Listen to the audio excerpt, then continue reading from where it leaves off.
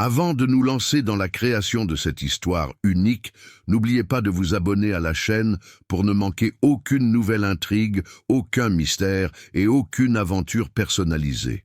On commence ? Le vent de fin de printemps soufflait dans les ruelles étroites de Colmar, en Alsace, comme pour effacer les traces d'un passé que la ville s'obstinait à préserver. Les façades colorées, les fenêtres fleuries et les canaux qui traversaient le centre semblaient éternels, insensibles au passage du temps. Mais pour ceux qui y avaient grandi, quelque chose dans ce décor enchanteur était douloureux. Le souvenir d'Élise Fournier, la jeune fille disparue le soir de son bal de débutante et dont l'absence plongera la ville entière dans un silence de mort. 21 ans plus tard, Mathieu Durand, photographe documentaire, gara sa voiture de location devant l'ancien hôtel particulier Fournier. Il n'avait pas l'intention de revenir à Colmar, ni de revivre ce dont il avait été témoin à 17 ans. Pourtant, il avait reçu la semaine précédente un message énigmatique, une simple phrase accompagnée d'une vieille photographie numérisée. Vous avez capturé quelque chose dont vous n'aviez pas conscience. C'était l'image qu'il avait lui-même créée lors de la fête d'Élise, la dernière photographie connue d'elle. Au premier abord, rien ne semblait anormal. Élise souriait, appuyée contre la rampe d'escalier, sa robe légère contrastant avec les ombres du hall. Mais sur sa droite, comme surgissant des ténèbres, une silhouette floue semblait la fixer. Un détail qui, 21 ans auparavant, était passé inaperçu, et que maintenant, mystérieusement, quelqu'un tenait à raviver. Depuis cette nuit-là, Mathieu était rongé par la culpabilité. Il avait été le dernier à la voir se diriger vers le fond de la salle, prétextant avoir besoin d'air. Le bruit de la fête couvrait ses pas, et lui, absorbé par le matériel, ne se doutait pas que ce seraient ses derniers instants. Sa disparition déclencha des recherches frénétiques, des enquêtes internationales et de terribles hypothèses, mais rien ne fut retrouvé, ni corps, ni vêtements, ni aucune trace. Maintenant, quelqu'un voulait qu'il vérifie tout. L'hôtel particulier Fournier était resté pratiquement intact. Pour les habitants, c'était un sinistre rappel. Pour la famille, c'était une prison émotionnelle. Après la disparition, ils s'installèrent à Paris, laissant la maison aux soins des administrateurs. La propriété avait été fermée, mais non abandonnée, et c'est là que Mathieu avait reçu l'ordre de se rendre. Il sortit de la voiture, son appareil photo à la main, de la même marque mais pas du même modèle que celui utilisé la nuit précédente. Un choix symbolique, personnel, une façon de se préparer à toute éventualité. Le portail était ouvert, comme si quelqu'un savait qu'il arrivait. Cela le mit immédiatement en alerte. Même après des années passées à photographier des zones de conflit et des régions sinistrées, rien ne le mettait autant mal à l'aise que de se replonger dans les histoires liées à sa propre vie. En traversant le jardin, désormais envahi par les hautes herbes et imprégné d'une odeur d'humidité, des images éparses de cette nuit-là me revinrent en mémoire. L'effervescence de la fête, les reflets des lumières sur la robe d'Élise, son rire communicatif, la certitude que rien ne pourrait gâcher une soirée si soigneusement préparée. Mais quelque chose l'a gâché, quelque chose qui était là, avant même que quiconque ne s'en aperçoive. Le hall principal demeurait plongé dans l'obscurité, mais non dans le silence. Le craquement du vieux bois sous son poids donnait l'impression que la maison réagissait à sa présence. Il alluma la lampe torche de son téléphone portable, éclairant juste assez pour balayer la pièce du regard et observer la table dressée, les lourds rideaux, le piano qui avait jadis retenti pour annoncer l'entrée de la jeune fille. Tout était trop bien conservé, comme si le temps s'était figé, incapable d'avancer. Mathieu s'approcha de l'escalier où il avait pris la fameuse photographie, devenue presque un symbole tragique de la ville. Le bois était froid au toucher. Instinctivement, il leva son appareil et prit une nouvelle photo du même angle. Un réflexe de professionnel. Mais lorsque le flash illumina le couloir en arrière-plan, quelque chose attira son attention. Ce n'était pas une silhouette. Ce n'était pas un mouvement. C'était une porte entr'ouverte. Une porte dont il se souvenait, selon lui, avec une clarté absolue, était toujours verrouillée pendant la fête. Il le savait parce qu'il avait entendu un employé dire que ce couloir menait au bureau du père d'Élise et que personne n'était autorisé à y entrer. La porte exhalait désormais une étrange froideur, comme si elle recelait quelque chose qui attendrait 20 ans avant d'être découvert. Mais ce qui le glaça véritablement, ce n'était pas la porte. C'était l'objet posé au sol, appuyé contre le mur. Une chaussure blanche de femme à lacets, identique à celle qu'Élise portait le soir de sa disparition. La respiration de Mathieu s'accéléra. Il photographia l'objet, non par courage, mais par instinct. Chaque muscle de son corps le suppliait de partir. Pourtant, il savait qu'on l'avait appelé là pour une raison, et que tourner le dos à l'objet transformerait toute sa vie professionnelle en un monument à la lâcheté. Il tenait la chaussure avec précaution, comme si elle était en verre. Malgré la poussière accumulée, elle était étonnamment bien conservée. Trop bien, trop neuve, comme si elle avait été posée là, non pas en 2004, mais récemment, peut-être quelques jours, peut-être quelques heures. Son malaise grandissant s'intensifia lorsqu'il remarqua quelque chose à l'intérieur de la chaussure, un morceau de pellicule photographique plié. Il le retira du bout des doigts, en prenant soin de ne pas l'abîmer. C'était une courte bande, avec 3 poses. Il approcha la lampe torche et, sans même la développer, reconnut l'image centrale. Élise marchant vers le couloir interdit, suivie de la même silhouette floue que sur la photo originale, mais cette fois-ci beaucoup plus nette. Avant qu'il puisse réagir, un son résonna derrière lui, comme des pas lents et calculés sur le plancher de bois. Mathieu se retourna brusquement, mais ne vit personne, juste le couloir sombre, respirant doucement. Et la porte est entr'ouverte, attendant. Il y avait quelque chose à l'intérieur. Quelque chose que vous avez attendu 21 ans pour trouver.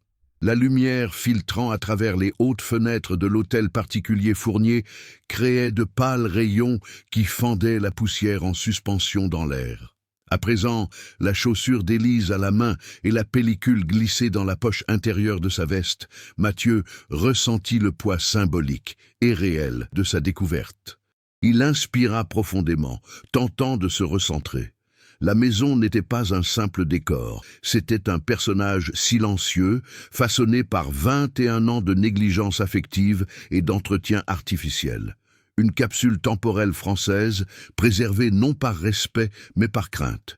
En descendant l'allée latérale, il se remémora comment la famille Fournier était perçue à Colmar à cette époque. Les Fournier étaient une famille traditionnelle de la région, influente dans le monde viticole et propriétaire de plusieurs hectares de vignes aux alentours de la ville. Jean Fournier, le patriarche, avait toujours affiché une attitude rigide et calculatrice, et beaucoup disaient qu'il traitait sa propre fille comme un instrument de sa réputation et non comme une personne. Madame Colette Fournier, derrière son sourire poli et son maintien impeccable, dissimulait une nervosité constante, perceptible même pour les adolescents présents à la fête. Et puis, il y avait Antoine, le frère aîné d'Élise, charismatique, toujours au centre de l'attention, mais avec une pointe de jalousie que peu devinaient. Cette famille n'était pas seulement riche, elle était observée, admirée par certains, crainte par d'autres. Et la disparition d'Élise a non seulement brisé la famille, mais a aussi révélé de profondes failles, dont jusque-là personne n'avait osé parler. Mathieu marchait, analysant chaque détail. Le couloir, jadis interdit, abritait de vieux portraits d'ancêtres, chaque visage peint d'une expression sévère, typique des familles alsaciennes traditionnelles. D'épais tapis étouffaient en partie ses pas. L'odeur de bois ancien, mêlée à une légère note de vin oxydé, créait une sensation presque rituelle, comme si ce lieu recelait des secrets plus anciens que la disparition de la jeune femme. Il poussa la porte entr'ouverte. C'était le bureau de Jean Fournier. La lumière naturelle filtrait à peine, bloquée par d'épais rideaux. Un bureau en noyer massif était toujours impeccablement rangé. Stylos alignés, cadre photo retourné, piles de documents triés par couleur et par format. Seule une fine couche de poussière attirait le regard, hormis un petit espace circulaire au centre du bureau, là où quelque chose avait récemment reposé. Peut-être un objet que quelqu'un avait déplacé, ou déposée là. Mathieu alluma sa lampe torche et scruta chaque recoin. Sur l'étagère, des livres d'histoire sur l'Alsace, des archives familiales, des albums photos reliés à la main. La France avait cette habitude de préserver les souvenirs avec un dévouement quasi religieux, et les Fournier, en famille traditionnelle, poussaient cette tradition à l'extrême. Mais quelque chose dans cette organisation impeccable trahissait une certaine artificialité, une tentative forcée de préserver un héritage intact. Il sortit un des albums. Les pages étaient épaisses, remplies de photos des générations passées, rien d'étonnant. Mais à la fin, il y avait des pages blanches. Des pages blanches qui auraient dû être remplies de photos récentes. Des photos des années 2000, des photos de la fête d'Élise, des photos qui ne sont jamais arrivées. Tandis qu'il feuilletait l'album, le claquement d'une porte au loin résonna dans le manoir. Mathieu se figea. Le vent ne pouvait pas être assez fort pour cela. Les fenêtres étaient hermétiquement closes. Il y avait quelqu'un ou quelque chose. Il referma lentement le disque et le remit à sa place. En examinant le bureau, il découvrit un tiroir dont la clé était cassée. Il l'ouvrit délicatement et le bois céda avec un craquement sec. À l'intérieur, il ne trouva qu'un dossier portant des annotations datées de la semaine précédant la disparition d'Élise. Ce dossier contenait des documents relatifs à des négociations foncières, des accords de partenariat et, ce qui attira son attention, des messages imprimés entre Jean et un inconnu. A. Delacroix. Les messages étaient courts et directs. Il était question de la pression croissante, de la nécessité d'agir avant le parti, et une phrase était soulignée « Elle ne doit pas le découvrir ». Avant qu'il puisse l'analyser plus en détail, un autre son résonna, plus proche. Un craquement lourd et lent provenant du rez-de-chaussée. La structure de la maison craquait naturellement, mais ce son avait un rythme. Des pas délibérés. Mathieu a instinctivement reculé et éteint la lampe torche. Et c'est dans ce silence tendu qu'il prit conscience de quelque chose dont il n'avait pas conscience jusque-là. Quoi que ce soit qui se trouvait dans cette maison savait non seulement qu'il venait, mais observait chacun de ses mouvements. Il prit une profonde inspiration et se cacha derrière la porte du bureau. Le couloir demeurait sombre et silencieux. Pas une ombre ne bougeait, aucune présence ne se manifestait. Pourtant, ce sentiment de malaise persistait. Il avançait lentement, comme s'il marchait sur du verre. De retour dans le hall principal, il remarqua un détail qui lui avait échappé. Le rideau près de la fenêtre avait été déplacé. Quelqu'un était là à observer l'entrée de la maison, le jardin. Peut-être Mathieu, peut-être autre chose. La France était un pays marqué par des siècles d'histoire, de mystères et de conflits. Chaque petite ville recelait ses secrets, ses histoires indicibles, ses tragédies occultées. Colmar ne faisait pas exception, surtout pour ceux qui vivaient sous le poids d'une disparition inexpliquée. Mathieu prit une profonde inspiration. Le manoir, la ville, la famille Fournier, Élise elle-même, tout semblait faire partie d'un ensemble plus vaste, tissé de liens invisibles. Et maintenant, avec ce film photographique qui dévoilait plus nettement la silhouette, avec des documents qui laissaient entrevoir des tensions internes, et avec des signes évidents d'une présence récente dans la maison, tout indiquait que la vérité était plus proche que jamais. Mais c'est aussi plus dangereux. La nuit commençait à tomber sur Colmar, lorsque Mathieu quitta le manoir Fournier, refermant le portail derrière lui avec l'impression de remonter d'une plongée abyssale. L'air froid alsacien semblait plus léger que l'atmosphère suffocante de la maison, mais il faisait naître en lui un nouveau malaise, la certitude que quelqu'un l'avait observé de près tout au long de l'enquête. Il ne voulait pas l'admettre, mais en rejoignant sa voiture, il scrutait chaque ombre, chaque fenêtre éclairée, le moindre bruit lointain. La ville paraissait trop silencieuse, comme si elle attendait son prochain geste.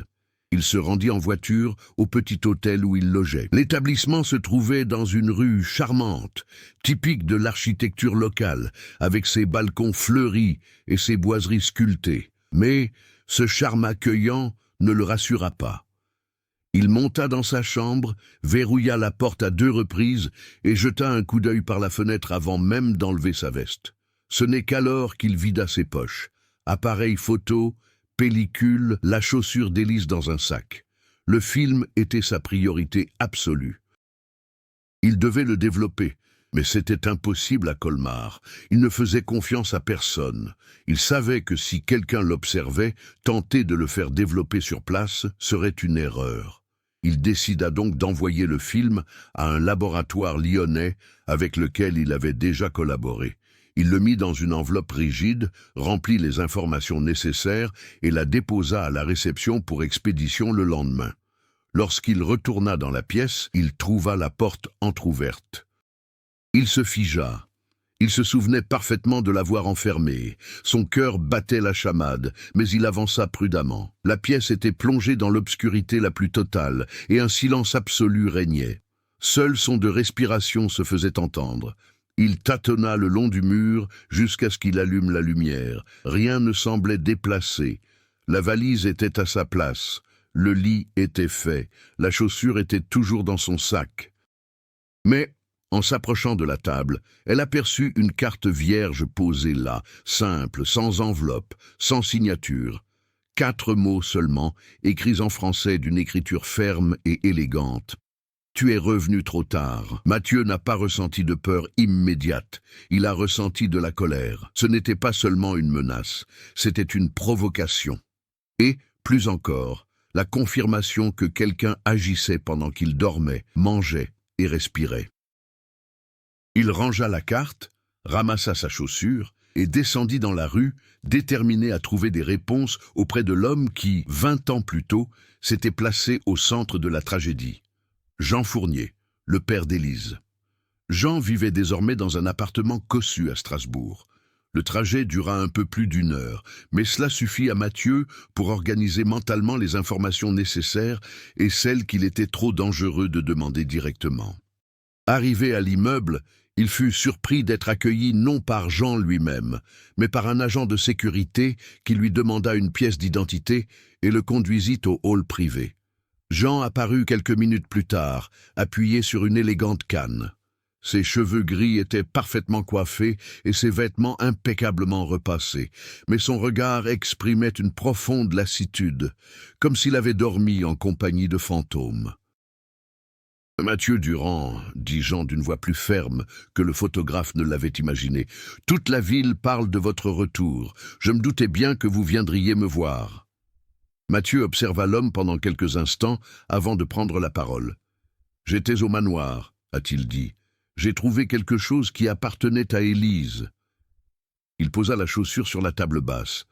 Les yeux de Jean s'écarquillèrent un bref instant, mais il se reprit aussitôt. Trop vite. Il s'assit lentement, comme si le monde s'était alourdi. « Où avez-vous trouvé ça ?» demanda-t-il, incapable de détacher son regard de l'objet. « Dans le couloir du fond. » Et il n'y était plus depuis 21 ans. Jean garda le silence. Mathieu remarqua que sa main tremblait légèrement sur la canne. Le père d'Élise était connu pour sa froideur, pour son impassibilité inébranlable, mais là, devant cette chaussure, il semblait au bord de l'effondrement. « J'aurais dû le brûler », murmura Jean, plus pour lui-même que pour Mathieu. Cette phrase l'a frappé comme un coup de poing. « Que voulez-vous dire ?» Mathieu fit un pas en avant. « Saviez-vous qu'il existait ?» Jean ferma les yeux un instant. Lorsqu'elle les rouvrit, elle y perçut une atmosphère sombre, chargée d'histoire, de culpabilité, de peur et de choix. « Il y a des choses qui n'auraient jamais dû être découvertes, » a-t-il dit. « Et toi, Mathieu, tu ouvres des portes qui n'auraient jamais dû être ouvertes. » Ce n'était pas une réponse, c'était plutôt une menace à peine voilée. Mathieu sentit son estomac se nouer. « J'ai trouvé ça aussi, » dit-il en sortant de sa poche la carte qu'il avait laissée à l'hôtel. « Reconnaissez-vous cette écriture ?» Jean n'a même pas touché le billet. Il l'a simplement fixé du regard, l'air dur. « Va-t'en » ordonna-t-il. « Si tu reçois des messages, c'est que tu es déjà trop impliqué. » Mathieu recula d'un pas, incrédule. « Vous savez qui me suit, vous savez qui était au manoir, vous savez qui était à la fête ce soir-là, dans cette zone interdite. » Jean prit une profonde inspiration. « Je sais que tu ne t'arrêteras pas, » répondit-il finalement. « Mais si tu continues, Tu ne trouveras pas seulement la vérité, tu trouveras aussi ceux qui ne veulent pas qu'elle existe. Cette phrase résonnait dans l'esprit de Mathieu tandis qu'il quittait l'appartement, attentif à vérifier s'il était suivi. La rue semblait normale, l'activité habituelle, mais il avait la fâcheuse impression d'être observé, comme si des yeux scrutaient chaque fenêtre. Lorsqu'il retourna à sa voiture, il aperçut quelque chose sur le pare-brise, une autre carte blanche, identique à la précédente. Cette fois, une seule phrase. « Ce que vous cherchez n'a pas disparu. Il a été caché. » Mathieu ferma les yeux. Le conflit était désormais clair. Quelqu'un voulait qu'il découvre la vérité, tandis qu'une autre personne était prête à l'enterrer, ainsi que quiconque tenterait de la déterrer. Il prit une profonde inspiration, serra fermement le volant et démarra la voiture. L'histoire d'Élise Fournier ne faisait que commencer à se dévoiler, et il se retrouvait à nouveau au centre de l'attention. L'aube pointait lorsque Mathieu revint à Colmar. La route déserte n'était éclairée que par les phares de la voiture, projetant de longues ombres qui semblaient le suivre. Chaque carte mystérieuse, chaque regard fuyant, chaque silence calculé renforçait l'impression qu'il se trouvait au cœur d'un jeu orchestré depuis longtemps, un jeu qui avait commencé bien avant la fête d'Élise. De retour à l'hôtel, il comprit immédiatement que quelque chose clochait. La réceptionniste, jusque-là polie, le regardait maintenant d'un air gêné, comme partagé entre l'aider et l'éviter. En montant dans sa chambre, Mathieu découvrit un autre signe, subtil mais évident. Le sac où il rangeait sa chaussure était ouvert. La chaussure était toujours là, mais quelqu'un l'avait touchée. Cela ne signifiait qu'une chose. Soit l'intrus voulait savoir ce qu'il avait découvert, soit il voulait lui faire savoir qu'il pouvait facilement l'atteindre. Mathieu savait qu'il avait besoin d'alliés, des personnes extérieures à la famille Fournier, et qui n'avaient aucun intérêt à protéger des secrets. Il se souvint alors de Camille Hartmann, journaliste indépendante, qui avait publié de nombreux articles sur d'anciennes disparitions en France. Elle avait couvert l'affaire Élise des années auparavant et avait toujours dénoncé publiquement les incohérences de l'enquête officielle. Il l'a embauchée, et elle a accepté de le rencontrer le lendemain. Le lendemain matin, Camille arriva à l'élégant café de la place centrale de Colmar, une mallette pleine de notes à la main. Directe et méticuleuse, elle avait la réputation irréprochable de ne jamais abandonner une enquête sans avoir exploré toutes les pistes. « Je savais que tu reviendrais », dit-elle en s'asseyant. « Je n'imaginais juste pas que cela prendrait 21 ans. » Mathieu lui montra la carte laissée à l'hôtel, la chaussure, et décrivit le film photographique. Camille fronça les sourcils. « Si quelqu'un a posé cette chaussure-là, ce n'est pas une simple provocation, dit-elle en tapotant lentement la table du doigt. C'est un avertissement. Il y avait des gens dans cette maison avant vous, des gens qui savaient exactement où chercher. » Elle ouvrit ensuite le dossier. Il contenait des coupures de presse, des dates, des rapports officiels. « Il y a quelque chose qui m'a toujours paru étrange, » a-t-il poursuivi. Le rapport initial indique qu'Elisa a été vue pour la dernière fois dans le jardin, et non dans le couloir arrière. Or, j'ai interrogé des employés qui ont affirmé que le couloir était fermé à clé ce soir-là. C'était le cas, a confirmé Mathieu. Et maintenant, c'est ouvert. Il n'y a qu'une seule explication. Quelqu'un ayant un accès direct y est retourné plus tard. Elle fit glisser une autre feuille de papier devant lui, une liste de noms de personnes qui possédaient des copies des clés du manoir en 2004. Parmi elles figuraient 2 employés de longue date et Antoine Fournier, le frère d'Élise. Le nom a défilé devant les yeux de Mathieu. Antoine avait toujours été un personnage complexe, affable en public, colérique en privé. Des rumeurs de rivalité avec Élise circulaient discrètement en ville, sans jamais être confirmées. Certains disaient qu'il était jaloux de l'attention portée à sa sœur. D'autres affirmaient que la famille plaçait sur elle des attentes qui auraient dû lui incomber en tant que futur héritier. « Antoine est-il à Colmar ?» demanda Mathieu. « Il est revenu il y a 2 mois, » répondit Camille. « C'est une sacrée coïncidence, non ?» Avant qu'il puisse répondre, un grincement strident résonna dans le café. Un homme se leva brusquement. Casquette et lunettes de soleil sur la tête, il tentait de dissimuler son visage. Comprenant que Mathieu et Camille l'observaient, il s'éloigna précipitamment. Mais son mouvement maladroit fit tomber quelque chose au sol, une photographie imprimée. Mathieu s'est levé et l'a rattrapée avant que quelqu'un ne marche dessus. C'était une vieille photo de la fête.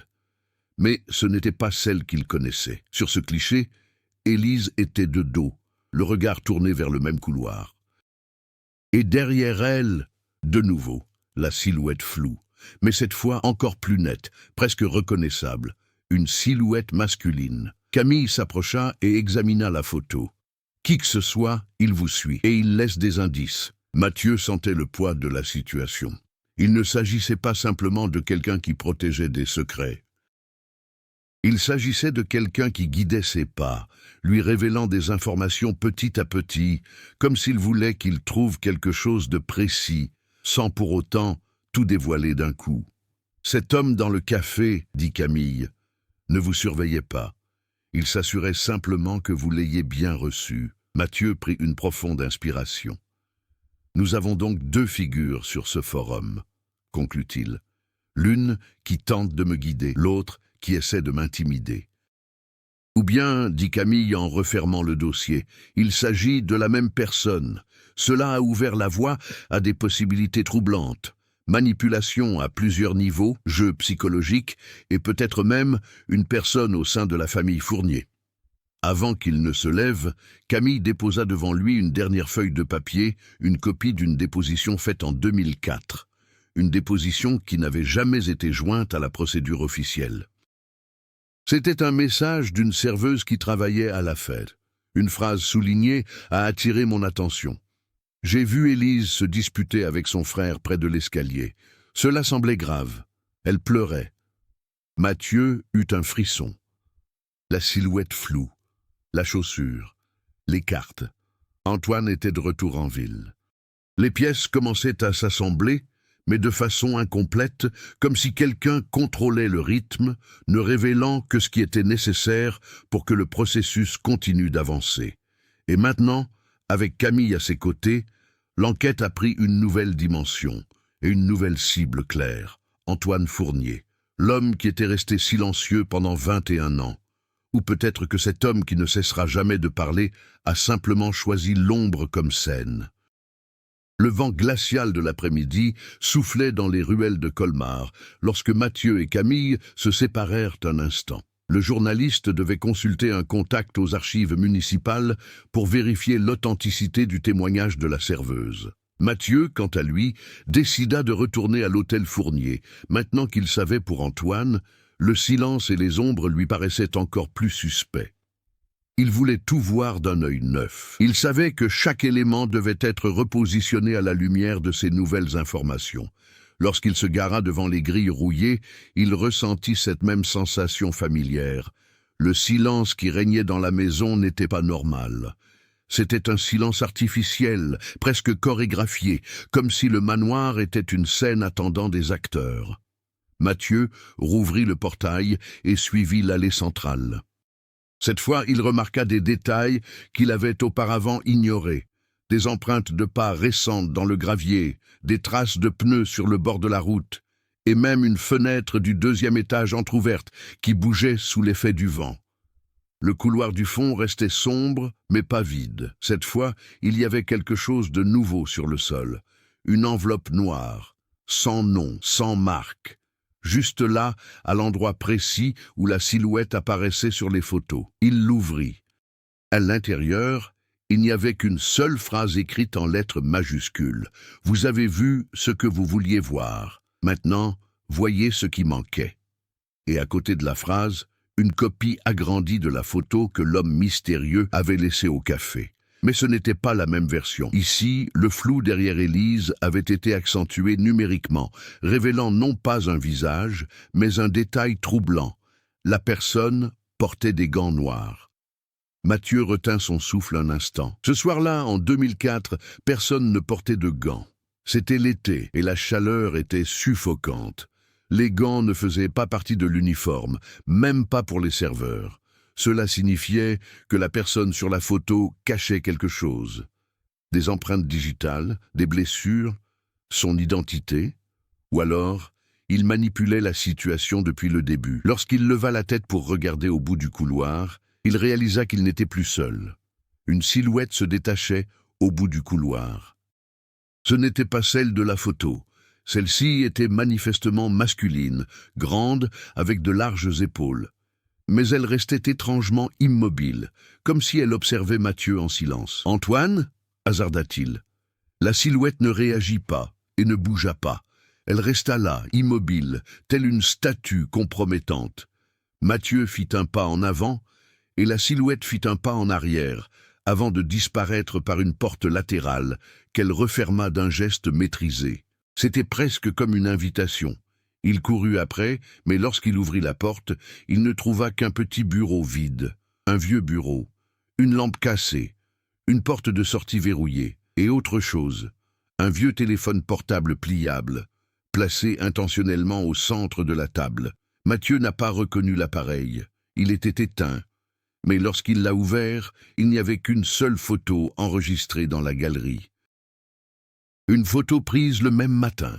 Mathieu et Camille au café, vus à travers la fenêtre, parlant de l'enquête. Cela ne signifiait qu'une chose. Celui qui jouait avec eux avait toujours une longueur d'avance. Son cœur s'emballait. C'était indéniable. Quelqu'un surveillait chacun de leurs mouvements, chacun de leurs appels, le moindre indice. Et plus encore, cette personne les guidait avec une précision presque cruelle. À ce moment précis, Camille l'appela. Mathieu répondit, encore essoufflé. « Que s'est-il passé ?» demanda-t-il. « Mathieu, il faut que je te voie immédiatement. C'est à propos du témoignage de la serveuse. Il a été radié du système 1 an plus tard. Il n'apparaît dans aucune base de données officielle. Quelqu'un a payé pour le faire disparaître. Pouvez-vous dire qui ?»« Je sais, » dit-elle d'une voix tremblante. « Mais ça ne va pas te plaire. » Il y eut une brève pause avant que la bombe ne soit lâchée. Le nom figurant sur l'ordre de retrait est Laurent Fournier, le père d'Élise. Celui qui, de l'avis de tous, ne se remettra jamais de la disparition de sa fille. Celui qui n'a jamais cessé de la chercher. Celui qui transformera l'histoire en une blessure éternelle. Mathieu éprouvait un mélange de colère et d'incrédulité. « Ça n'a aucun sens », murmura-t-il. Pourquoi Laurent aurait-il supprimé une déclaration qui laissait entendre une dispute entre Élise et Antoine? Je me suis posé la même question, répondit Camille. Et j'ai découvert autre chose. La serveuse a disparu de la ville peu après. Elle n'a laissé aucune adresse, aucun justificatif de domicile, rien. Un témoin réduit au silence ou acheté? Mathieu descendit l'escalier du manoir presque en trébuchant, plongé dans un labyrinthe de révélations. Ce n'est qu'en atteignant le hall principal qu'il entendit un bruit qui le fit s'arrêter net. Un craquement venant d'en haut, comme si quelqu'un marchait au premier étage. L'ombre que j'avais aperçue plus tôt n'était peut-être pas celle d'Antoine. Il y avait peut-être quelqu'un d'autre. Il sortit son portable de sa poche et monta lentement les escaliers.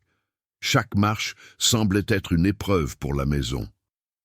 Arrivé en haut, il vit la porte de l'ancienne chambre d'Élise entr'ouverte. À l'intérieur, la lumière de fin d'après-midi filtrait à travers les stores abîmés, révélant des particules de poussière. Et sur le lit, il y avait quelque chose qui n'était pas là auparavant. Une photo d'Élise, souriante, prise quelques minutes avant la fête. Mais derrière elle, rien de flou, rien de mystérieux, juste le jardin. C'était une photo joyeuse.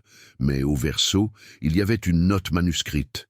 La vérité commence ici. Et juste en dessous, retournez là où vous avez fait une erreur. Mathieu ferma les yeux et revit cette nuit de 2004, étape par étape.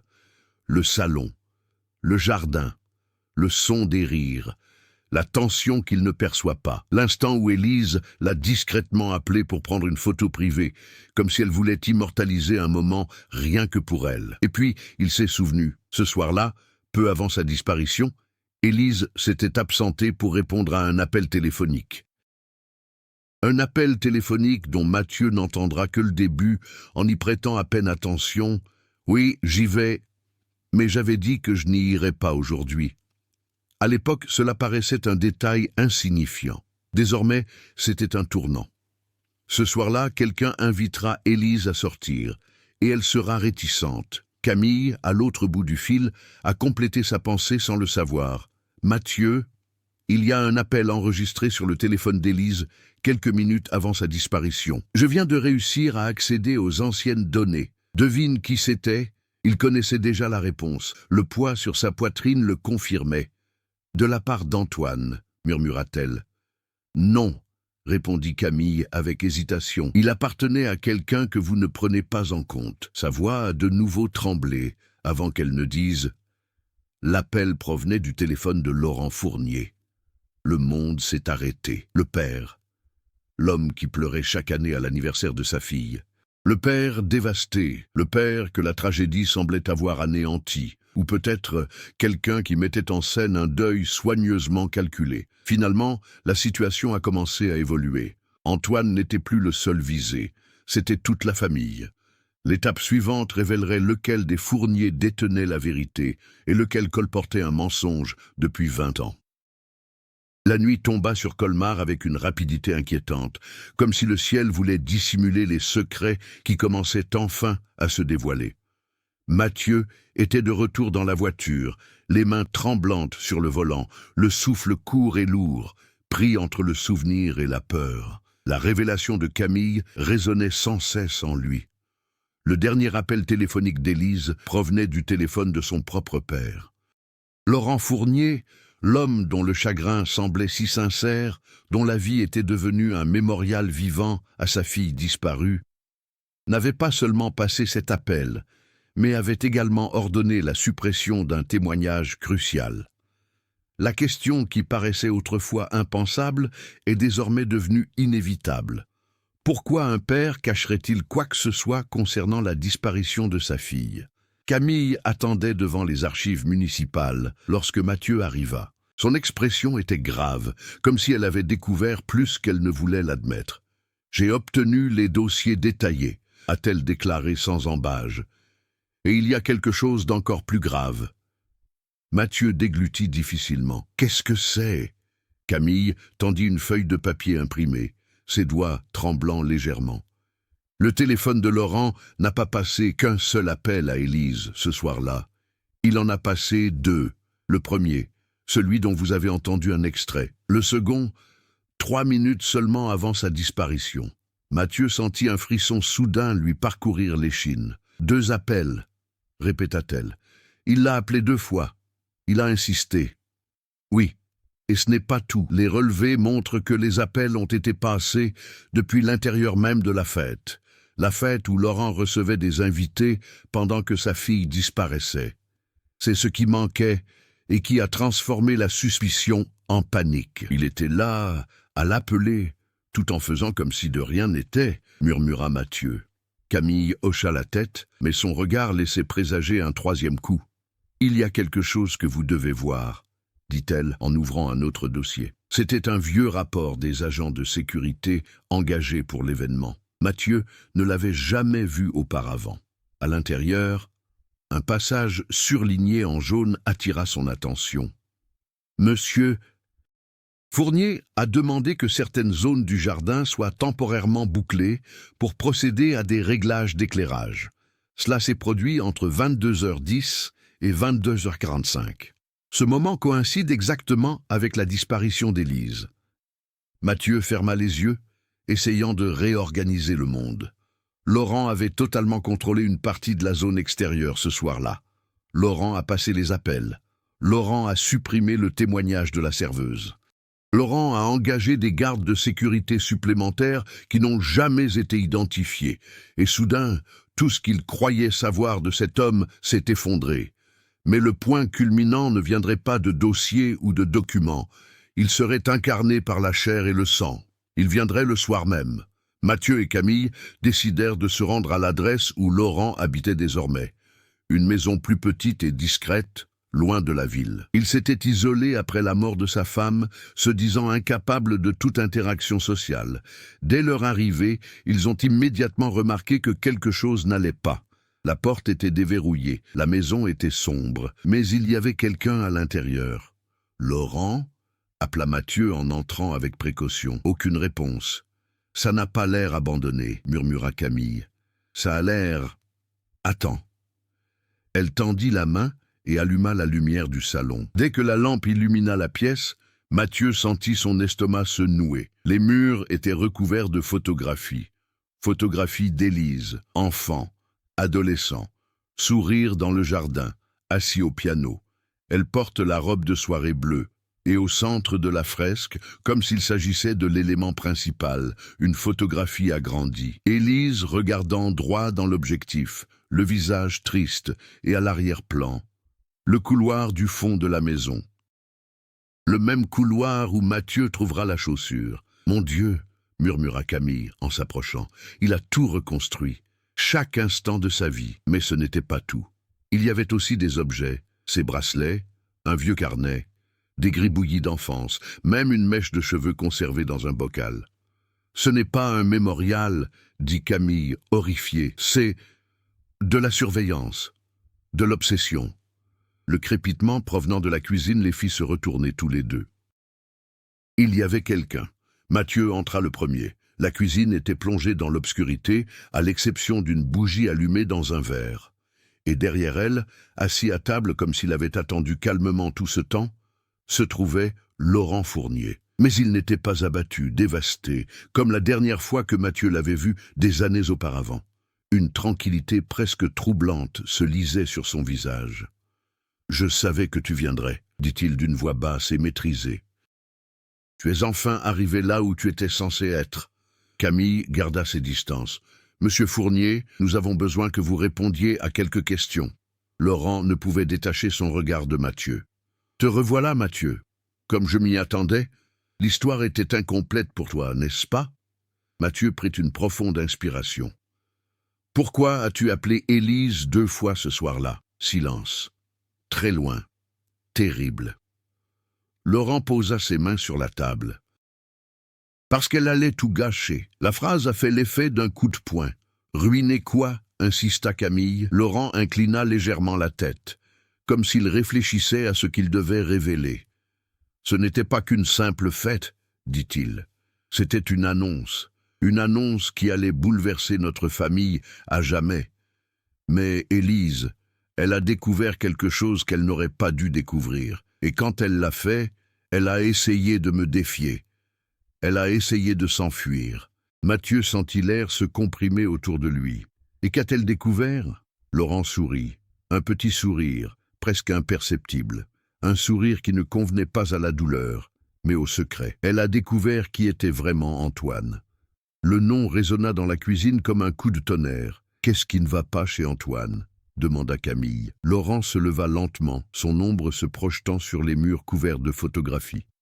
« Antoine n'est pas celui que vous croyez, » dit-il. Et ce que la serveuse a vu, ce n'était pas une bagarre, c'était la dernière tentative d'Élise pour l'arrêter. Elle savait que si je laissais la situation dégénérer, il n'y aurait plus de retour en arrière.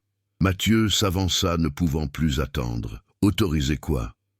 Laurent le regarda droit dans les yeux. Et puis il a prononcé la phrase qui allait tout déclencher. Permettre à Antoine d'endosser un rôle qui n'était pas le sien. Un rôle qui n'aurait jamais dû être révélé. Le cœur de Mathieu battait de façon irrégulière. Camille murmura presque sans voix « Quel rôle ?» Laurent ne répondit pas. Au lieu de cela, il se dirigea vers un tiroir fermé à clé, en sortit une vieille clé et la mit dans les mains de Mathieu. « Tu veux la vérité ? Alors va la chercher. Elle est dans le manoir. Elle y attend depuis 21 ans. » Mathieu regarda la clé. Il en reconnut immédiatement la forme. C'était la clé de l'aile interdite du manoir. L'aile qui était toujours fermée, l'aile dont personne n'a parlé, l'aile que même la police n'a pas été autorisée à examiner pleinement. « Pourquoi le remettre maintenant ?» demanda-t-il. Laurent prit une profonde inspiration. « Parce que vous êtes enfin arrivé au bon moment de l'histoire, » répondit-il. « Et pourquoi ? Cela n'a plus d'importance. » Camille recula d'un pas. « Que voulez-vous dire par là ?» Laurent regarda la bougie, puis eux. « Je suis fatigué. Et avant même qu'il puisse réagir, Laurent ferma les yeux, posa la main sur sa poitrine et s'effondra sur le sol. Des heures plus tard, tandis que l'ambulance emportait le corps et que la police tentait de comprendre ce qui s'était passé, Mathieu serrait la clé contre lui. Le silence régnait dans la maison. Camille scrutait le couloir, comme si elle attendait que quelqu'un surgisse de l'ombre. Il savait qu'il allait mourir, a-t-elle dit. C'est pourquoi il a parlé comme ça. Non, répondit Mathieu en regardant la clé. Il n'a pas tout dit, il a juste ouvert la bonne porte. Camille prit une profonde inspiration. Et maintenant? Mathieu la fixa, déterminé. Bon, allons au manoir, et nous allons ouvrir l'aile interdite, car c'est là, et là seulement, que la vérité sur Élise, Antoine, et ce qui s'était passé cette nuit-là commencerait à se dévoiler. La route menant au vieux manoir Fournier semblait plus étroite cette nuit-là, comme si la végétation avait envahi le lieu, dissimulant l'endroit que tous préféraient oublier. Mathieu conduisait en silence, la vieille clé entre les doigts, sentant le métal froid lui rappeler sans cesse tout ce qui l'attendait. Camille, à ses côtés, repassait mentalement chaque détail de l'intrigue, le regard fixe dans le vide. « Tu es prête ?» demanda-t-elle finalement. Mathieu prit une profonde inspiration. Il ne l'était pas, mais il ne pouvait pas s'arrêter non plus. « Je n'ai pas le choix, » répondit-il. « Si nous sommes arrivés jusque-là, nous devons aller jusqu'au bout. » Le manoir se dressait au milieu des arbres, imposant malgré les années d'abandon. Les fenêtres obscures semblaient des yeux vides, observant leur approche. Malgré la décrépitude extérieure, une atmosphère particulière s'était installée cette nuit-là, comme si la maison pressentait que ses secrets allaient être dévoilés. Ils entrèrent sans difficulté. Mathieu avait toujours la clé principale que Laurent lui avait donnée des années auparavant pour photographier l'endroit. Le hall était exactement comme dans ses souvenirs. Le grand lustre en cristal, recouvert d'une épaisse couche de poussière, la moquette bordeaux usée sur les bords et le silence. Mais cette fois, le silence n'était pas vide, il était chargé, comme si 21 ans de secrets s'étaient accumulés dans l'air. « L'aile interdite se trouve au 3e étage, n'est-ce pas ?» demanda Camille. Mathieu acquiesça et commença à monter les escaliers. Chaque marche grinçait sous leur poids, le bruit résonnant contre les murs comme les pas d'une personne invisible. Au 2e étage, le couloir était plus froid et une odeur de vieux bois imprégnait les lieux. Arrivé au 3e étage, Mathieu s'arrêta devant la porte blindée qui avait toujours intrigué la police. Une porte à double charnière et à serrure artisanale. La clé s'adaptait parfaitement. Le cliquetis métallique sembla résonner dans les entrailles du manoir. Mathieu poussa la porte. Une légère odeur de moisi persistait, mais il n'y avait pas assez de poussière pour plus de quelques semaines. Quelqu'un était passé par là récemment. Il l'a gardé secret jusqu'au bout, murmura Camille. La pièce était sombre, mais Mathieu trouva l'interrupteur. La lumière jaunâtre révéla quelque chose qui les laissa tous deux sans voix. C'était un studio. Ce n'est pas une pièce ordinaire. Il ne s'agit pas d'un dépôt, mais un studio complet. Un vieil appareil photo monté sur trépied, des réflecteurs, un fond photographique blanc, des tables avec des négatifs, des épreuves et des dizaines de boîtes classées par date. Son père photographiait tout, murmura Camille. Mathieu s'approcha de la table centrale. Une boîte portait l'année de la disparition, 2003. Son cœur s'emballait. À l'intérieur de la boîte se trouvait une enveloppe scellée d'un sceau de cire rouge. L'inscription sur sa surface était nette et bien lisible. « À n'ouvrir que lorsque la vérité est inévitable. » Mathieu regarda Camille, qui hocha la tête avec le sérieux de quelqu'un qui comprend qu'un point de non-retour a été atteint. Il a brisé le sceau. À l'intérieur se trouvait une série de photographies, et chacun d'eux était un coup lent et précis. La première image montrait Élise en robe bleue, seule au fond du jardin, regardant quelqu'un hors champ. Son visage était tendu, comme si elle se disputait avec quelqu'un. La deuxième photographie montrait une main tendue vers elle, la main d'un homme. La troisième montrait Élise poussant Antoine. Et la quatrième, la plus choquante, montre Antoine tenant un petit objet métallique, un objet que Mathieu a mis une seconde à reconnaître, une bouteille, une bouteille de médicaments. « Ça n'a aucun sens, dit-il, perplexe. On dirait une dispute, mais ça n'explique pas la disparition. » Camille examina les photos et, avec une expression soudaine, retourna la troisième image. Au verso, il y avait quelque chose d'écrit en petites lettres tremblantes, comme si cela avait été fait à la hâte. Elle ne savait pas. Mathieu sentit un frisson lui parcourir la nuque. « Tu ne savais pas quoi ?» demanda Camille, reprenant sa propre pensée. Ils continuèrent d'examiner le contenu de la boîte jusqu'à ce qu'ils trouvent une deuxième enveloppe, plus petite, également scellée. Mais celle-ci contenait une lettre différente. Parole d'Antoine. Lorsque Mathieu l'ouvrit, il ne trouva qu'une feuille de papier et une seule photographie. La feuille disait « Je ne pouvais pas la laisser le révéler, pas avant que tu ne le saches. » La photographie était encore plus troublante.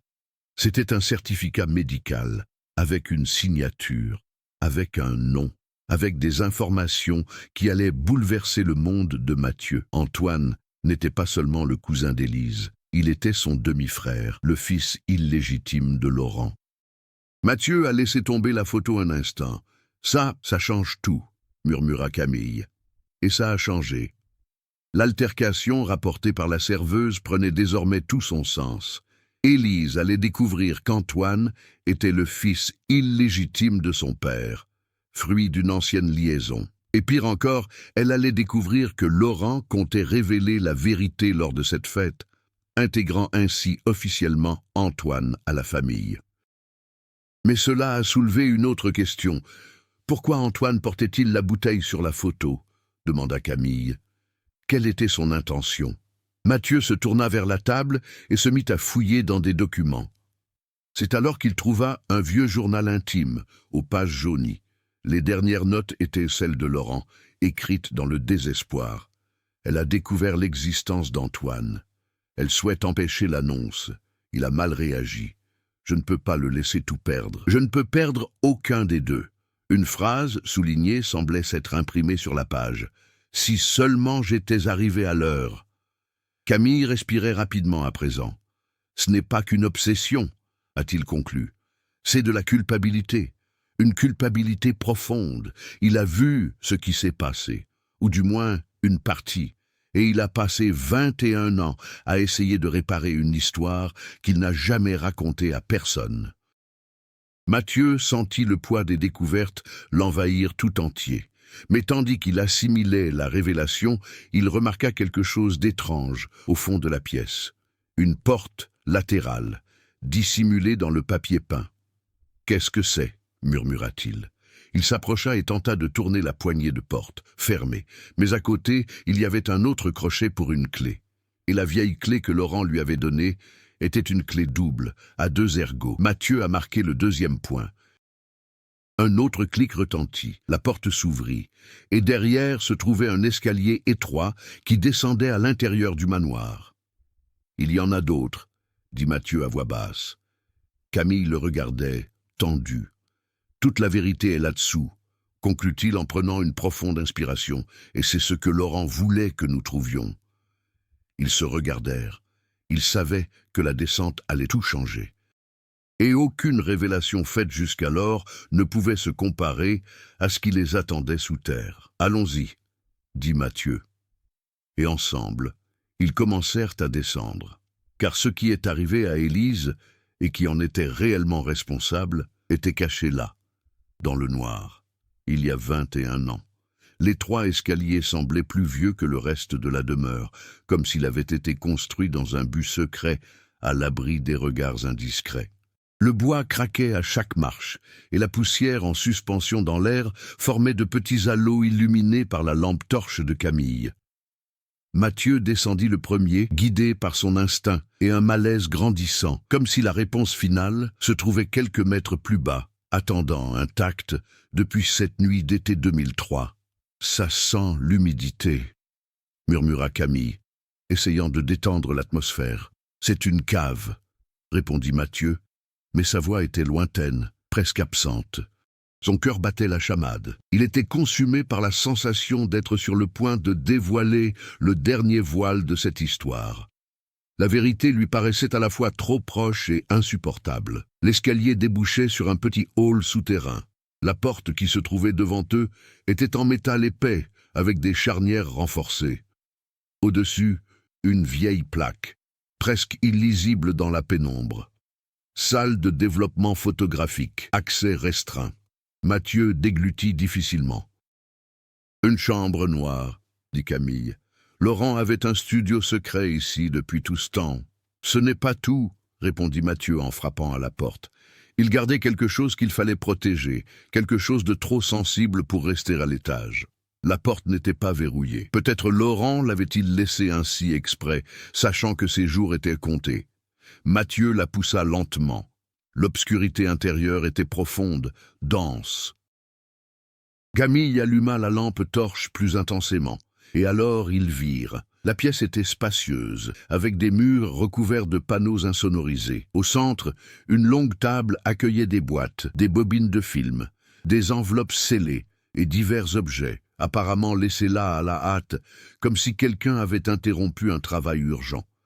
Mais ce qui retenait leur attention à tous les deux n'était pas sur la table, il était sur le mur du fond. Une fresque composée de photographies agrandies, agencées dans un ordre méticuleux, formant une chronologie des derniers instants d'Élise à la fête. Camille recula de 2 pas lorsqu'elle remarqua un détail crucial. Les photos semblaient avoir été prises sous 3 angles différents. « Ça n'a aucun sens », murmura-t-elle. « Ce n'était pas qu'une seule caméra. Quelqu'un a installé tout un système de surveillance cette nuit-là, caché, préparé, méditatif. » Mathieu s'approcha de la fresque, observant chaque détail, la robe bleue d'Élise, la tension sur son visage, la trace de pas dans le jardin, la dispute avec Antoine. Et puis, dans la séquence finale, quelque chose qu'il n'avait jamais vu auparavant. Une silhouette.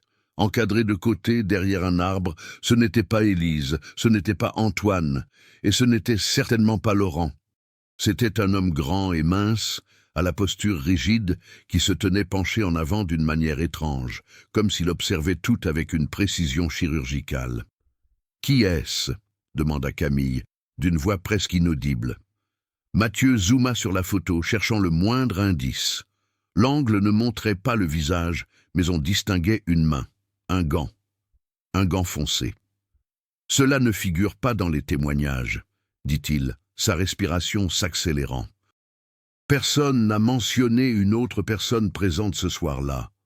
Peut-être parce que personne n'était au courant, » répondit Camille, « ou parce que quelqu'un a veillé à garder le silence sur quiconque aurait vu. » Le craquement soudain du bois les fit se retourner brusquement. Ce n'était pas un mouvement humain, c'était simplement le manoir qui réagissait au poids des décennies. Malgré tout, la frayeur ne fit qu'intensifier le sentiment qu'il n'était pas seul. Mathieu retourna à la table centrale et remarqua une dernière boîte plus petite, à l'écart des autres. Le nom inscrit dessus était « Fichier W ». « W » demanda Camille. « Qui est W » Mathieu l'ignorait. Mais un pressentiment lui disait que cette boîte contenait plus que de simples photographies. En l'ouvrant, il y découvrit des documents pliés, du papier à en-tête et de petits rapports cliniques. La première page était écrite par un psychologue, nommé de patiente, Antoine Armand Fournier. Date : 2 mois avant la disparition d'Élise. Dernière remarque. Le patient présente un comportement compulsif, des épisodes d'agressivité latente et une forte résistance à la frustration émotionnelle. Je recommande une surveillance familiale constante. Camille soupira. Cela change complètement la donne dans leur discussion. Et sa réaction, a ajouté Mathieu. Mais il existait un 2e dossier médical, cette fois de la part de quelqu'un d'autre. Quand Mathieu tourna la page, il eut un frisson d'effroi. Nomme Élise Fournier. Date 1 semaine avant la fête. Et dernière remarque, la patiente présente des signes d'anxiété extrême, une peur récurrente d'une personne proche d'elle et un sentiment constant d'être observée. Elle soupçonne qu'un membre de sa famille lui cache un secret qui la concerne directement. Camille porta sa main à sa bouche. Elle avait peur. Avant tout. Mathieu sentit son estomac se nouer. Elle le savait. Et elle a essayé de prévenir quelqu'un. Peut-être n'y est-elle pas parvenue, mais la dernière page était encore plus troublante. Reçu pour l'installation d'un système de surveillance domestique professionnel. Adresse, Manoir Fournier. Responsable technique. Champ marqué. Remarque. L'installation a été effectuée en 3 points, conformément aux instructions du client. 3 points, répéta Camille. Les 3 appareils photos qui ont pris ces photos. Mathieu contempla de nouveau la fresque, tentant d'en saisir le sens global. C'était comme si quelqu'un avait mis en scène une véritable mise en scène, enregistrant chaque mouvement cette nuit-là, chaque geste, chaque expression, chaque erreur. Ce n'était pas un accident, conclut Camille. C'était planifié, contrôlé, préparé. Mathieu serrait entre ses doigts la photo de la silhouette gantée. La question est maintenant, par qui? C'est alors qu'il remarqua, dans le coin inférieur de la fresque, quelque chose qui était passé inaperçu jusque-là. Une photographie plus petite, presque cachée. On y voyait une ombre s'éloigner du jardin. Et derrière, une 4e chambre. Une dont personne ne soupçonnait l'existence. Mathieu regarda Camille, alarmé. Il y a une autre caméra, une qui n'est pas ici. Les yeux de Camille s'écarquillèrent. Son enregistrement, c'est tout ce qu'il nous faut savoir pour découvrir ce qui est arrivé à Élise, a ajouté Mathieu d'une voix ferme. Ils se tournèrent tous deux en même temps vers la porte latérale, la seule qu'ils n'avaient pas encore explorée. Derrière elle, peut-être, se trouvait la dernière pièce. L'enregistrement a disparu. Ou pire encore. Mathieu prit une profonde inspiration. « Allons-y », dit-il, et ensemble, ils ont avancé. La porte latérale grinça comme une plainte restée muette pendant des décennies, dévoilant un couloir étroit éclairé par une simple ampoule à filament qui pulsait de façon irrégulière. L'air y était différent, plus froid, plus dense, comme si l'atmosphère même recelait quelque chose qu'elle craignait d'être découvert. Mathieu avançait lentement, la main tremblante serrant la lanterne. Camille, juste derrière, observait chaque détail dans un silence absolu. Même sans un mot, sa respiration rapide trahissait la gravité de ce qui allait se produire. Au bout du couloir se trouvait une autre porte. Cette fois, elle était en bois, vieille, avec des marques d'ongles près de la poignée. Camille déglutit difficilement. « Qu'est-ce que c'est ? On dirait que quelqu'un a essayé de partir, » murmura Mathieu. « Où entrer ?» répondit-elle. Mathieu tourna lentement la poignée de porte. Elle n'était pas verrouillée. La salle de la 4e chambre. La pièce était petite, complètement isolée et très bien conservée. Contrairement à l'ancienne chambre noire, cet espace paraissait plus fonctionnel, presque clinique. Le mobilier était minimaliste. Une table, 2 chaises, une étagère métallique. Et au centre, sur une table rigide, un vieux moniteur, aussi grand que lourd, accompagné d'un lecteur de cassettes numériques, un modèle rare, presque disparu. « Alors c'est ça », murmura Camille. La 4e chambre. Mathieu s'approcha de l'appareil. Presque tout était recouvert de poussière, à l'exception du ruban adhésif inséré dans l'appareil. Quelqu'un y a touché récemment. L'étiquette du ruban adhésif ne comportait qu'une date manuscrite. 21-06-2003, 00-41. 41 minutes avant le début de la fête, murmura Camille.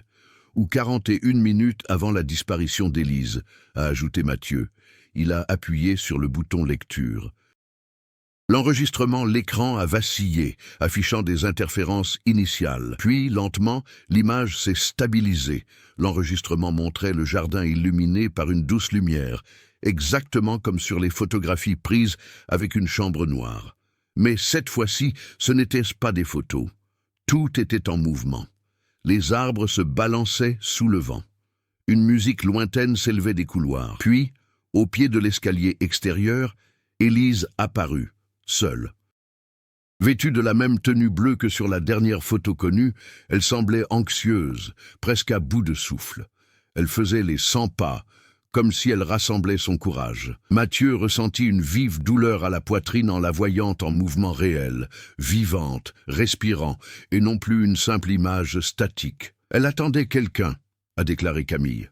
L'enregistrement montrait Élise, regardant à plusieurs reprises la porte latérale du manoir, jusqu'à ce qu'une ombre apparaisse. Antoine! Il descendit les marches rapidement, le pas crispé. Il se disputait, mais on n'entendait rien. La caméra ne filmait que l'image. Élise fit de grands gestes désespérés. Antoine semblait essayer de la retenir. Mathieu plissa les yeux, à la recherche de détails. La dispute dura une quarantaine de secondes. Puis Antoine lui saisit le bras, non pas agressivement, mais fermement. Elle recula, effrayée. Elle avait peur de lui, murmura Camille. Antoine s'approcha, dit quelque chose, puis désigna l'intérieur du manoir. Élise secoua la tête avec force, refusant. C'est alors que l'enregistrement a capturé un autre mouvement. La silhouette, identique à la fresque. La silhouette élancée, à la posture rigide, se tenait derrière un arbre, observant les alentours. Mais à présent, elle se mit en mouvement, lentement, presque au millimètre près, telle une proie guettant le moment précis. Mathieu se pencha vers l'écran, le cœur battant la chamade. L'angle était parfait. La silhouette fit un pas de côté et, pendant un bref instant, le visage se rapprocha de la lumière qui s'échappait de la fenêtre.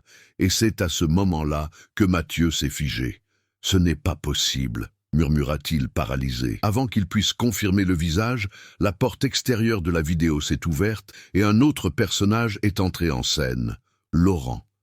Il paraissait épuisé et nerveux. Il s'approcha de sa fille et la serra dans ses bras. Elle pleurait. Antoine les observait de loin, les bras croisés. Laurent s'est entretenu avec chacun d'eux, tentant d'apaiser la situation. Il semblait jouer les médiateurs dans un conflit qui s'éternisait. Mais Élise, même debout à côté de son père, ne cessait de jeter des coups d'œil vers la silhouette cachée derrière l'arbre, comme si c'était cette silhouette qui l'effrayait vraiment. Soudain, l'image trembla. La silhouette avança de 2 pas. Mathieu recula d'un bond, comme si le mouvement se dirigeait vers lui. Camille lui tenait la main. « Mathieu, qui est-ce? Avez-vous reconnu quelqu'un dans cette ombre ?» La voix de la époque était fracas, plus ferme. Mathieu ne répondit pas, il ne pouvait pas. À l'écran, le chaos commença. Élise recula, surprise par le bruit provenant de la végétation. Laurent la retint, essayant de comprendre ce qu'elle voyait. Antoine fit quelques pas vers l'arbre, cherchant peut-être à confronter la silhouette. La silhouette s'éloigna rapidement, disparaissant dans l'obscurité. L'enregistrement a tremblé. Laurent prit le visage de sa fille entre ses mains et dit quelque chose d'un ton ferme. Elle acquiesça à contre-cœur, et tous trois retournèrent au manoir. La caméra a continué d'enregistrer pendant encore 10 secondes. Et puis, un deuxième bruit. Une deuxième personne émergea des ténèbres, plus petite, plus agile. Elle s'approcha du même arbre, se baissa et ramassa quelque chose au sol. Un objet, brillant. Les yeux de Camille s'écarquillèrent. « Quelqu'un a recueilli des preuves », a-t-elle déclaré. « Quelqu'un qui ne voulait pas que l'on sache ce qui était tombé là. » Mais Mathieu s'intéressait aux premiers détails. Cette deuxième personne regardait directement la caméra, comme s'il savait exactement où elle se trouvait. L'image était déformée, mais le visage est apparu une seconde. Une seule seconde. Un seul suffisait. Mathieu s'approcha de l'écran comme s'il allait arracher la vérité au moniteur. « Mon Dieu !» murmura-t-elle enfin. Ce n'était aucun d'eux, ni Élise, ni Antoine, ni Laurent. Il prit une profonde inspiration. Il s'agissait d'une personne qui n'a jamais témoigné. Camille lui serra le bras fermement. « OMS ?» Mathieu se tourna vers elle, submergé par une horreur silencieuse. Un membre de la famille que tout le monde croyait hors de France ce soir-là. Avant que Camille puisse répondre, un crépitement retentit derrière eux. Les lumières vacillaient, et la porte du couloir, celle avec les marques d'ongles, commença à se fermer toute seule, en grinçant lentement, comme si une main invisible la tirait. Camille a hurlé. Mathieu a instinctivement couru et a retenu la porte avant qu'elle ne se referme complètement. Quelque chose de l'autre côté semblait appuyer dessus. Quelqu'un. Ou quelque chose comme ça. L'enregistrement, un instant oublié, reprit sa lecture. Et dans les dernières secondes de la vidéo, avant qu'elle ne se termine, une dernière image est apparue. La main gantée. toucher l'objectif de l'appareil photo. C'est tout pour le moment. Et en précisant que l'enregistrement n'a pas été interrompu en raison d'une panne technique, mais grâce à l'intervention humaine. La même main qui semblait maintenant se trouver derrière la porte, essayant de les empêcher de partir. La porte finit par céder, non sous la force de Mathieu, mais parce que la pression de l'autre côté cessa brusquement, comme si la présence qui tentait de bloquer le passage s'était simplement évanouie. Le couloir retomba dans un silence absolu, lourd, presque religieux, comme en attente de la prochaine révélation. Camille respirait rapidement, mais gardait son calme. « Il faut qu'on parte d'ici, maintenant », dit-elle. Mathieu hocha la tête, tendu. Mais avant de quitter le laboratoire souterrain, il se tourna vers l'écran. L'image était figée sur la dernière image, une main gantée touchant l'objectif. Un geste froid, calculé, presque intime, comme si la personne derrière la caméra savait que quelqu'un découvrirait cet enregistrement un jour, ce qui a tout empiré. L'ascension de l'escalier étroit fut rapide, guidée seulement par le faisceau vacillant de la lampe torche. Lorsqu'ils atteignirent la pièce à l'étage, le manoir parut différent, non plus une bâtisse délabrée, mais un lieu qui laissait enfin apparaître ses cicatrices. Chaque portrait, chaque cadre, chaque ombre sur les murs semblait témoigner de ce qui était resté caché pendant 20 ans. Arrivé dans le jardin, Camille posa les mains sur ses genoux, essayant de reprendre son souffle. « Mathieu, tu as vu ce que j'ai vu, n'est-ce pas ?» Il resta silencieux quelques secondes, comme s'il luttait encore contre cette révélation. « Je l'ai vu, et je n'arrive pas à y croire. » Le visage apparu dans les dernières secondes de l'enregistrement était indubitable, même en basse résolution. Les traits, la posture, le regard furtif. Ce n'était pas un inconnu, ce n'était pas un client, ce n'était pas un employé. Il s'agissait d'Henri d'Alembert, le frère aîné de Laurent. L'héritier légitime de la lignée, l'homme qui, selon tous les documents, se trouvait en Suisse la nuit de la disparition d'Élise, brouillé avec la famille en raison de désaccords internes concernant la gestion de l'entreprise. « S'il était là, » murmura Camille, « alors tout ce que la famille a affirmé lors des enquêtes était un mensonge. » Mathieu acquiesça. La vérité, bien que fragmentée, commençait à se reconstituer comme les pièces d'un puzzle qu'on n'aurait jamais dû réassembler. Henri était présent ce soir-là. C'était sa silhouette qui observait, qui s'approchait, qui prenait la fuite lorsqu'on l'interpellait. C'est lui qui a ramassé quelque chose par terre, quelque chose qui incriminait probablement quelqu'un. C'est lui qui a touché la caméra, interrompant l'enregistrement. Mais alors, la question la plus importante s'est posée. Si Henri était impliqué, pourquoi Élise a-t-elle disparu? Et pourquoi n'a-t-on jamais retrouvé sa trace? Alors qu'il se dirigeait vers le portail, Camille remarqua quelque chose au sol, près du même arbre que celui qui apparaissait dans la vidéo. Un reflet métallique. Elle s'est accroupie. C'était une boucle d'oreille ancienne, finement ouvragée, ornée au dos de l'emblème de la famille d'Alembert.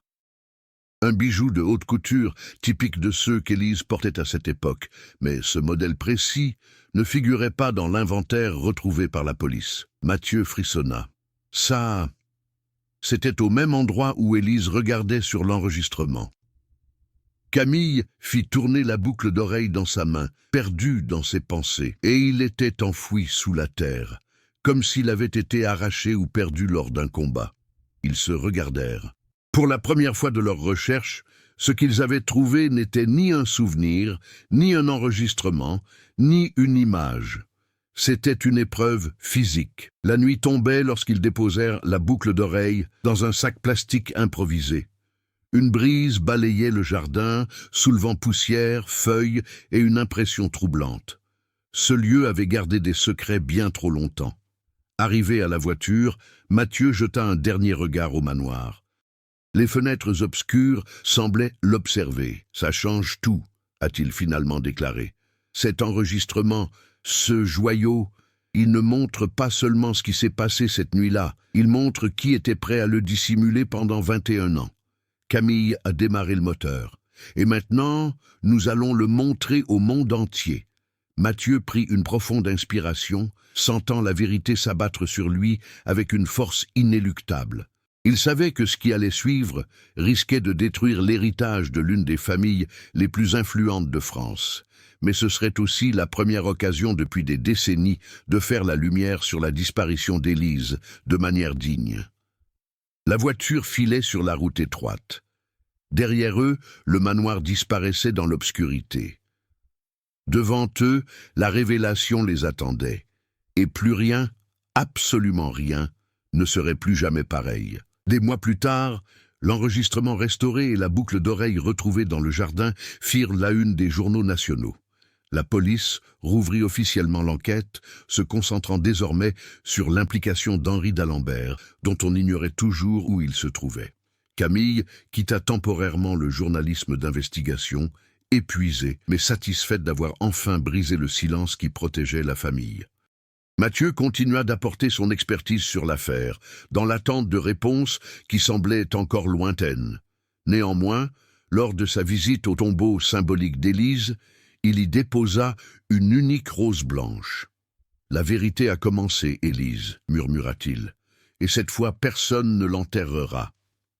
Si cette histoire a suscité votre curiosité, votre malaise ou le sentiment que la vérité pourrait rester cachée pendant des décennies, n'hésitez pas à la partager et à vous abonner à la chaîne. Des histoires comme celle d'Élise nous rappellent que les secrets de famille, le silence et le pouvoir peuvent façonner les destins, et que chercher des réponses n'est jamais vain.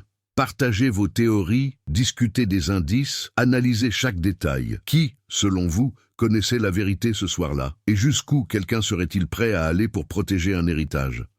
L'enquête est peut-être terminée ici, mais la conversation ne fait que commencer.